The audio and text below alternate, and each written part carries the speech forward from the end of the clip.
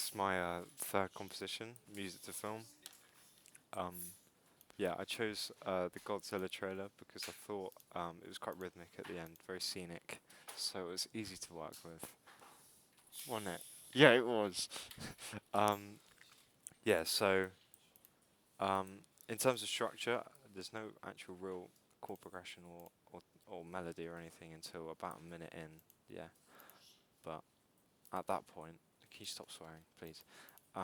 At that point, there is a slight chord progression. But up until that point, I'm just playing a B note, just with like basses and stuff.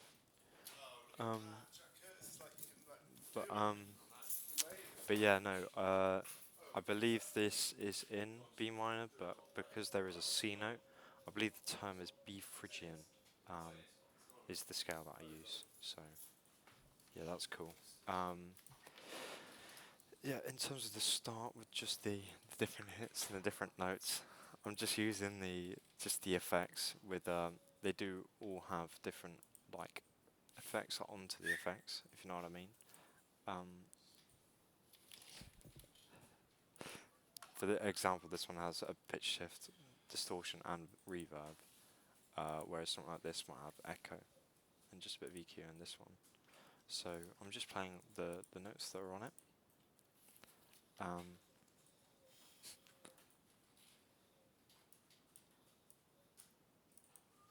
yeah, I'm just playing different effects that are on it. This is just an overly distorted bass, just playing a B note, and that is, you can see that throughout pretty much the start. Yeah, the whole 30 seconds is just playing these different B notes when the clip changes. Um, I used some whisper ambiances, it's just a lot of people whispering, gave it a cool eerie effect. Got different hits, these are all either kicks or whatever. This clip we do have a building falling, so I thought I'd add some just it was a sub bass that just with its legato setting glides across each note, and it just, I don't know, it just kind of worked. I don't really know how to explain why it did, but it did. All up here we do have original audio, so I've only used it a couple times, and I used it for the outro because I didn't. I mean, it wasn't really much anyway. Um, yeah, and this is just all audio without any music, so it was if there was any vocals, just so the trailer got given more linear structure. Big word that one for my mate Jack over here. He doesn't know what he's talking about. No, you didn't, lad. No, you didn't. You didn't get no fives. So yeah, this one I believe is a, yeah, it's just another bass. But for things like this, I took a hit and I took a hit and then I'd bounce it and then I'd reverse it, so we get all these reverse hits, and that kind of swelled into the next shot, or if it went black and stuff like this.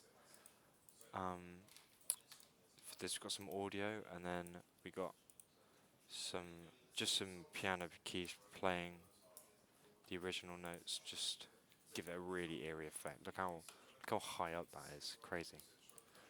Um, for this bit, we bring the whispers back, and then we do start to get this melody coming in, just from a synth lead that kind of goes all over the place to give it an almost sounds like alieny, which is what the film, you could argue, as well. We've got this little bass here that comes in just playing the same thing. Um, I hope I didn't do anything there. Yeah, it just plays the same thing. It's just a bass with a lot of distortion, basically playing the same thing a lot lower down. We then get a rising hit uh, into our first chord progression, just playing a C major, oh no, B major, and then a C major, and that every single note there is a semitone apart, so you really do get that tension. And as you can see here, I play it all the way up until a minute 53. So I'm playing it for almost a minute, just those two chords. Um, yeah. So and then we do get the bass just playing the the chords, the root notes. Sorry. Um, so yeah, and then we do get the bass just a little bit louder here. You can see the difference there.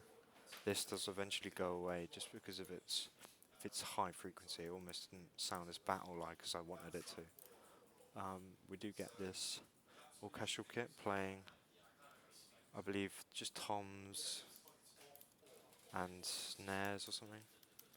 Oh, toms again, and then a kick drum. So we do get very low frequency battle drums, if you know what I mean. If you know what I'm talking about. In here we get the same thing. I believe this one I added a snare or something like that. No, I was wrong. No, we get a rototom. It's more clappy. A lot of high frequencies. We do get these strings playing each chord. These do go quite wide, just to gain, you know, uh, grandness. We do have a little break here. With the door shutting, I liked how it almost swelled into that. You can see here the hit goes into that, and then we get another, just a little break in the motif, which swells into this little scene here that is uncut, and then ends with the plane crashing. We get the strings doing like high velocity, so it's very loud. The kit is playing snares here and a lot of crashes. All very all very good. I do hope that in the future I can work better on my drums. And of course the piano is playing very violently. And luckily this was all in time because it all cut off right here. And then we just get this audio from the original trailer. I was trying to recreate it, but I couldn't. And then we basically just get hits from this bass line that hit at every shot that cuts, and you can see it's rhythmically pretty much the same. And yeah, for this one, this is just hits as well, I believe. No, they're kicks, and then we get one final bass, just the same as the ones here, just a little bit longer lasting. And then we just let the trailer play itself out, pretty much. And then that was the end there. So, yeah, I'd say in terms of timbre, there's a lot of distortion, a lot of low sounding, deep, not necessarily smooth. Uh, I wasn't really identifying a time signature. I don't think it ever really went into a proper swing. I mean, I tried my best, but I mean, even then, it still didn't perfectly fit. The melody didn't really change. I mean, it just grew in terms of wideness, in terms of pitch, range, dynamics. It definitely just slowly crescendoed throughout the whole thing, for sure, with little breaks in the middle. Um, so yeah, that's that. Hope you really loved it.